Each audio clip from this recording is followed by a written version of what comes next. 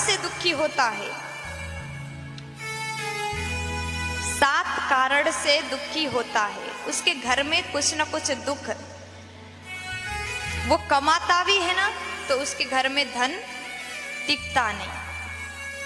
7 कारण होते हैं। शिव महापुराण में बताया गया है दुख के 7 कारण होते हैं। ये 7 कार्य से आपके घर में से लक्ष्मी भी चली जाएगी और आप अपने परिवार में सुख के साथ में नहीं रह पाओगे। अब ध्यान दे करके सुन लेना, अगर पेन लिए हो तो नोट भी करते जाओ। पहला कारण, आपने सोचा भगवान शंकर जी के मंदिर में जाऊंगा, खूब सारा जल चढ़ाऊंगा और 21,000 बेलपत्री चढ़ा करके चंदन लगा करके आज तो महादेव को खुश करके ही घर आऊंगा, क्योंकि मन में कामना है, मन में विविध प्रकार के मांग है। आज तो भगवान को खुश करूंगा। चले गए, गंगा जल ले गए, लोटा लोटा भर भर के शंकर जी को जल चढ़ा रहे हैं, बेलपत्री चढ़ा दिया, चंदन लगा दिया। 2 घंटे से मंदिर में बैठे हैं, परंतु मंदिर में और भी भक्त आ रहे हैं। यहाँ तो आप मंदिर में बैठे ही हैं, उठने का नाम नहीं ले रहे, क्योंकि इतना भक्ति जो जाग रहा है। प्यार से बोलो राधे राधे। इतना प्रेम है भोले बाबा से कि आप उठ ही नहीं रहे। और जो मंदिर में दर्शन करने के लिए आया है, उसको पुजारी ने, जो अर्चक होते हैं मंदिर के अंदर, तो भीड़ है, आप यहीं से लौट जाएं। आपके कारण से भक्त को दर्शन ना मिले तो ये भी एक बहुत बड़ा पाप हो जाएगा। आपने तो सोचा मैंने पुण्य कर दिया, मैंने 2000 लोटा जल से स्नान कराया, बहुत बड़ा पुण्य हो गया, परंतु आपको पता नहीं आपने कितना बड़ा पाप कर दिया। अब भागवत को खोल लीजिए। भागवत में वर्णन आता है जब इंद्रदेव ने बरसात किया 7 दिन 7 रात तक, तो भगवान इंद्र से ज्यादा रुष्ट नहीं हुए। अब ब्रह्मा जी महाराज ने जब भगवान के ग्वालवाल को, भगवान के सखाओं को, बछड़ाओं को लेकर के चले गए, तो भगवान ने ब्रह्मा को क्षमा नहीं किया, इतने रूठ गए। क्यों? क्योंकि ब्रह्मा जी ने 1 साल तक भक्त और भगवान को अलग कर दिया, और इंद्र ने गलती तो किया, परंतु 7 दिन 7 रात तक भक्त और भगवान को एक जगह पर रखा।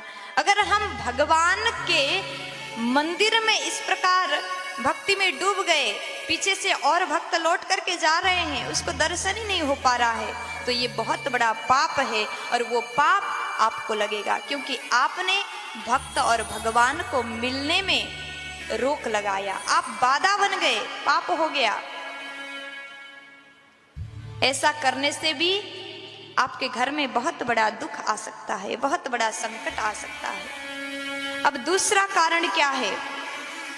दूसरा कारण, दुख का कारण, गरीबी का कारण दूसरा। आपने सोचा मैं बहुत बड़ा भक्त हूँ, भजन किया, 2 घंटे तक माला जप कर लिए, मंदिर में बैठ करके खूब पूजा पाठ किए, दीपक जलाए, सब कुछ किया, और बाद में जब आसन से उठते हो तो मन में एक सोच आ गया, मैं कितना महान हूँ, मैंने तो 1 घंटा तक पूजा किया, अखंड ज्योत जला रहा हूँ, अहंकार है। भागवत में वर्णन आता है, ये बात शिव महापुराण में लिखा गया है, परंतु भागवत में भी आता है प्रसंग, अपने द्वारा किए हुए भजन पूजन आदि कार्य को भी भगवान के चरण में अर्पित करना चाहिए। प्रभु हम कुछ नहीं है, स्वयं को जब नैत्यानुसंधान करना सीख जाओगे तब तुम महान बनोगे। अपने द्वारा किए हुए भजन को भी भगवान के चरण में अर्पण कर दो। मैं कुछ नहीं हूं, मुझ में ये सामर्थ्य नहीं है कि मैं आपको रिझा सकूं। अगर भजन का, भक्ति का भी अहंकार हुआ तो गरीबी घर में आ सकता है, ये भी दुख का कारण हो सकता है। ये बात मैं आज आपको बता रही हूं जो आपको पता नहीं है। आप इस बात को देख नहीं पाओगे। और दुख का तीसरा कारण आपने खूब दान किया, खूब भजन किया, खूब पूजा पाठ किया, 2 घंटे 3 घंटे आपने गोविंद के सानिध्य में बैठ करके माला जाप किया, और बाकी और समय दिन के 3 घंटे तो भजन किए, और अन्य समय आपके द्वारा, आपके वचन के द्वारा किसी के नेत्र में अश्रु आ गए, किसी का मुस्कान आपके बात ने लूट लिया, तो भी आपके घर में बहुत बड़ा संकट आ जाएगा। ये भी एक बहुत बड़ा पाप है। इसलिए कभी किसी को रुलाए नहीं। हो सके तो कहा जाता है आप 1000 दीपक जलाओ और आप कर नहीं पाओ तो आप भजन मत करो, मंदिर मत जाओ, दान मत करो, पुण्य मत करो, पूजा पाठ मत करो। एक दिन में एक व्यक्ति को हंसा सको, उसके चेहरा में आपके वजह से अगर मुस्कान आ गया तो सबसे बड़ा पुण्य का काम हो गया। अगर आपने किसी को हंसा दिया, किसी के दुख को हरण कर लिया, किसी के चेहरा पर आपके वजह से मुस्कान आ गया, तो 1000 दीप जलाने का पुण्य आपको मिल जाएगा। प्यार से बोलो। और प्यारे, दुख का 5वां कारण ध्यान से सुनिएगा। अगर आप दान करते हैं, दान करने के बाद वो किया हुआ दान सत्पात्र में नहीं हुआ, तो भी अगर आपका दिया हुआ धन से उसने लिए हुए व्यक्ति ने कोई गलत कार्य किया तो वो पाप आपको लगेगा। इसीलिए हमेशा ध्यान देकर के कार्य करना चाहिए। और तीन दान का विशेष महत्व है। गाय दान, गौदान, कन्यादान और लक्ष्मी दान, धन का दान हमेशा सोच करके देना चाहिए। अगर आपने बेटी का विवाह ऐसे घर में कर दिया जहां आपकी बच्ची, आपकी बेटी सुखी नहीं है, दिन रात रोती है, तो उस कारण से मायके वाले को, माता पिता को जीवन भर रोना पड़ता है। इसलिए हमेशा विवाह के समय में देख करके, परख करके ही कन्यादान करना चाहिए। और 6वां कारण क्या है? यदि आपके घर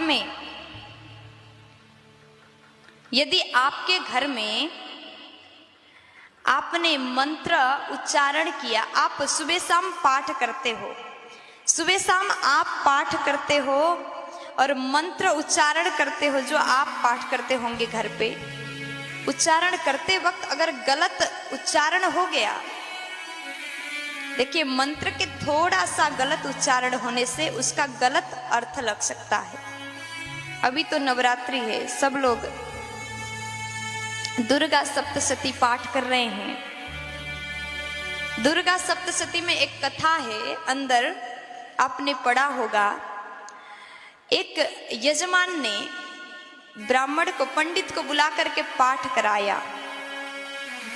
रोज नवरात्रि भर पाठ किया और बड़े मन से, भाव से वो यजमान बैठा करता था। और नवरात्रि के 2-3 महीने बाद उसकी पत्नी मर जाती थी। दोबारा विवाह किया, तीसरा किया, चौथा किया, ऐसा ही हुआ।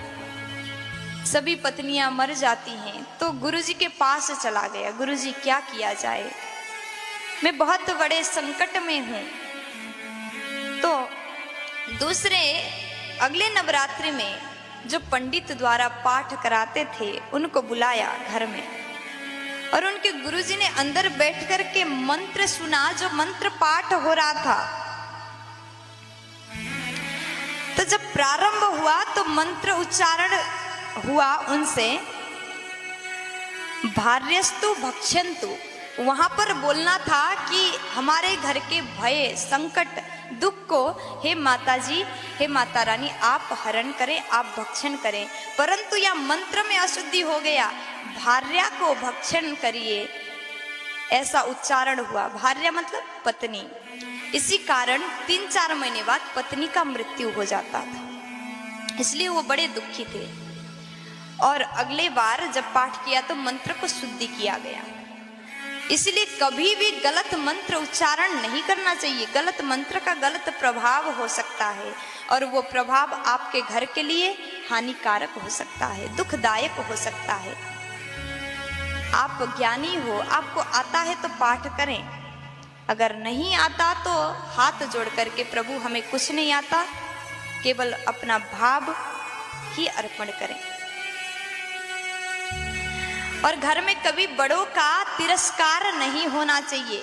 अगर घर में अपने माता पिता का सम्मान नहीं हुआ ना तो भी आपके घर में कभी लक्ष्मी नहीं रुक सकती। जिस घर में माँ बाप का सम्मान नहीं होता उस घर में कभी बरकत नहीं होती। प्यार से बोलो राधे राधे। इसलिए हमेशा बड़ों का सम्मान करें। और सातवां कारण है आपने जीवन में बहुत मेहनत करके धन अर्जन किए, धन कमाए और एक बार गलत तरीके से किसी का हरण करके, मतलब गलत प्रकार से आपने धन घर में लाया, तो आपने एक बार गलत कार्य से लाया हुआ धन जो है वो दूषित धन आपके मेहनत के धन को भी साफ कर सकता है। ये 7 कारण हमने आपको बताया दुख का। अगर आप द्वारा भी ये गलती